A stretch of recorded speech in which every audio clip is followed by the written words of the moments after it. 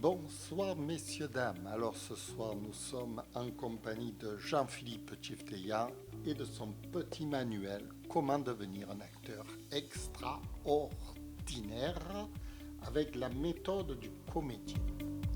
Alors je reviens dessus parce que je viens de republier pour la énième fois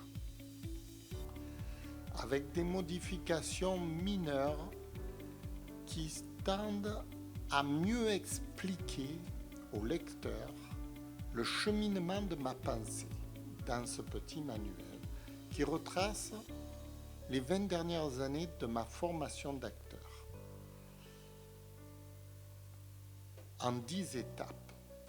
Chaque étape m'a pris entre 4 et 5 ans de travail et j'en fais un résumé succinct parce que c'est en cela que ce manuel a de l'importance, c'est que c'est un résumé d'un travail colossal. Le résumé est très important parce que ça permet de faire une mise au point, et aussi ça permet de comprendre quels ont été le parcours général du comédien. En 2-3 heures, vous le lisez et vous comprenez l'ensemble de la théorie et du parcours. Ensuite, il va falloir travailler chaque étape. Au moins 2 ans, chaque étape se travaille 2, 3 ans, 4 ans. Si vous travaillez toutes les étapes en même temps, peut-être que vous irez plus vite. Pour ma part, ce n'est pas comme ça que j'ai procédé. J'ai procédé donc par étapes. J'ai commencé par étudier toute la théorie de l'acteur, la comédie, c'est-à-dire tous les livres qui existent, en partant de Konstantin Stanislavski, Mikhail Tchekhov, même j'ai un peu goûté à Grotowski. J'ai fait un stage en Italie chez Grotowski. La méthode ne m'a pas convenu, donc je n'ai pas poursuivi. J'ai lu Louis Jouvet, qui reprend du Konstantin Stanislavski. Louis Jouvet, c'est un peu le traducteur un peu de la méthode russe. J'ai étudié Lee Strasberg. Lee Strasberg, c'est celui qui dirigeait l'Actor Studio à New York.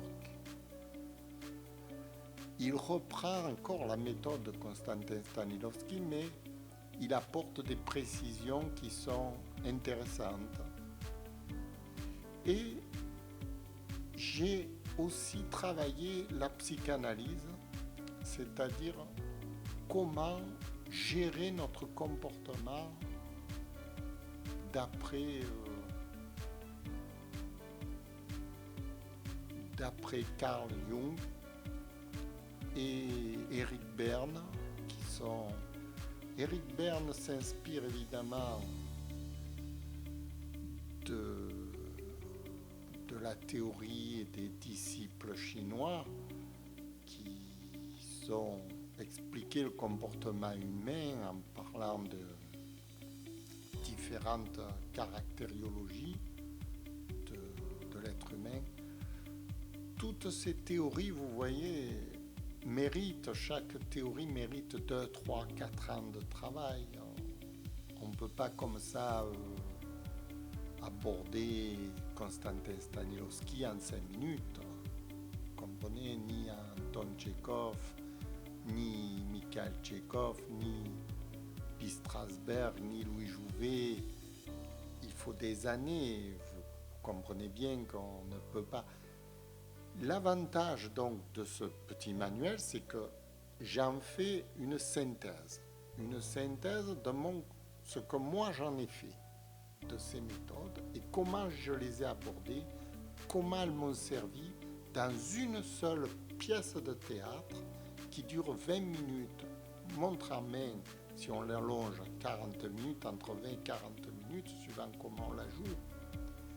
Moi, je la joue plutôt en 40 minutes parce que j'allonge, mais on peut très bien la défiler en 20 minutes. C'est une seule pièce de théâtre que j'approfondis en 25 ans de travail. Alors cette pièce de théâtre, elle est particulière parce que il y a tout. Il y a tout dans cette pièce de théâtre. Oui, il y a tout dans la pièce de théâtre d'Anton Tchekhov qui s'intitule Les méfaits du tabac. Il y a tout, c'est-à-dire c'est la vie d'un homme.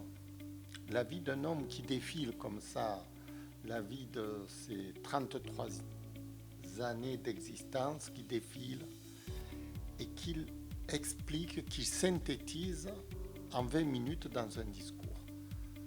Donc on passe par toutes les étapes de l'être humain et c'est très intéressant parce que l'acteur qui va interpréter cette pièce de théâtre va devoir s'enrichir d'une existence, va devoir enrichir son âme pour pouvoir jouer cette pièce de théâtre.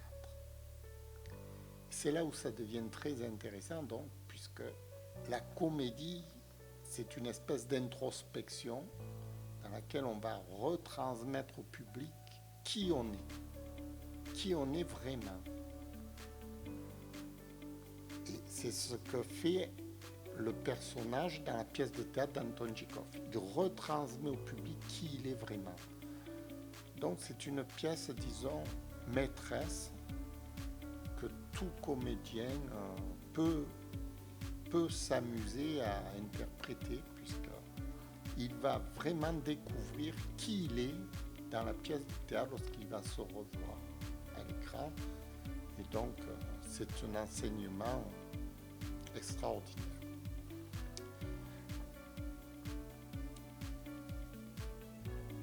Évidemment, chaque comédien aura son propre caractère, aura sa propre philosophie, aura son propre, on va appeler ça le talent, je ne sais pas si c'est du talent, ça devient du talent quand c'est exprimé en public.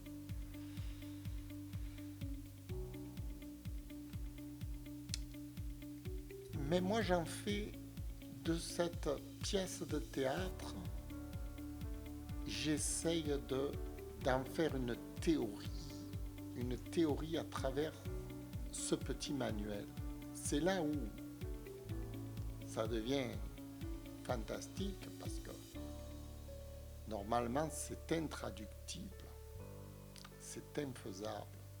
Le travail qu'il y a là-dedans n'existe pas nulle part ailleurs. C'est un travail, comme je vous dis, qui demande une technique d'expression.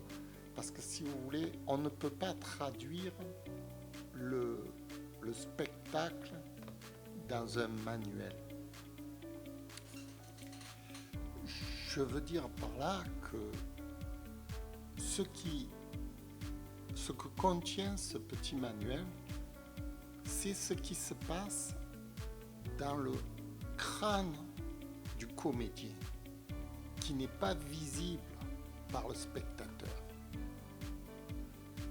C'est toutes les réflexions, toutes les anomalies du comédien que j'expose dans ce petit manuel, ce qui est invisible dans le spectacle. C'est l'avant-spectacle en quelque sorte. Ce petit manuel, c'est la préparation du comédien par les étapes par lesquelles il doit passer, par les étapes qu'il passe en fait, avant de jouer la pièce. Toutes les interrogations qu'il a, tous les défis que cela relève. Et c'est en cela que c'est instructif parce que je donne j'explique comment moi-même je passe les épreuves.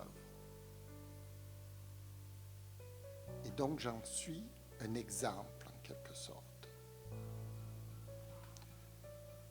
Voilà, et c'est en cela que c'est intéressant pour le public qui peut comprendre à travers cette lecture les difficultés du comédien, la formation qu'il doit faire, qu'il fait, qu'il réalise avant de proposer un spectacle.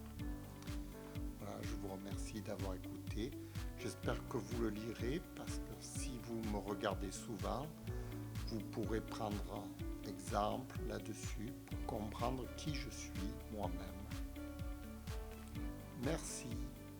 Au revoir.